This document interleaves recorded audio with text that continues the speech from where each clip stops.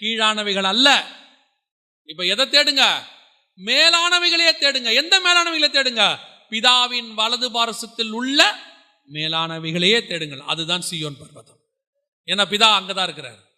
இப்ப நம்ம அந்த சீயோனுக்கு போகணும். அதுக்கு ஒரே ஒரு பலம் தான் இருக்கு. கர்த்தர் உன்னை நம்முடைய வார்த்தையிலே பலப்படுத்தி இருக்கிறார். எலியாவை பார்த்து சொல்றார், எலியா நீ ராஜாக்களையும் ஆசாரியனையும் அபிஷேகம் பண்ண வேண்டி இருக்கிறது.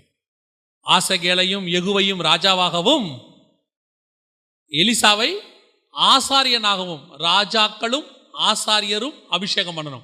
அப்படின்னா என்ன அர்த்தம்? புதிய ஏற்பாட்டு பிரமாணம் மெல்கிசேதேக்கின் முறைமை. அது அந்த முறைமை உன்னை எங்க கொண்டு போய் சேர்க்கும்?